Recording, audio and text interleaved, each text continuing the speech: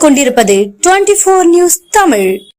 ஒன்றிய அரசை கண்டித்து நீலகிரி மாவட்ட திமுக சார்பில் கொட்டும் மழையில் உதகையில் நடைபெற்ற மாபெரும் கண்டன ஆர்ப்பாட்டம்.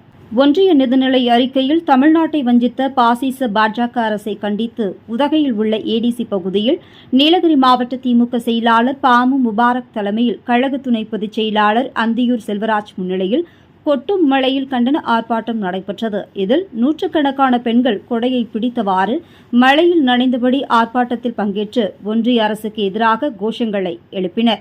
முன்னாள் சட்டமன்ற உறுப்பினர்கள் மணி உட்பட 500க்கும் மேற்பட்டோர் கலந்து கொண்டனர்.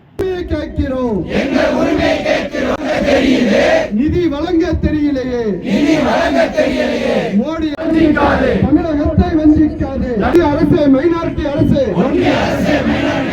ஆர்ப்பாட்டம், இது ஆர்ப்பாட்டம், திமுகவின் ஆர்ப்பாட்டம். தமிழகம் இருக்கின்ற கோரிக்கைகள் எதிர்காலத்தில் நம்முடைய மோடி அரசாங்கம் நிறைவேற்றப்பட வேண்டும்.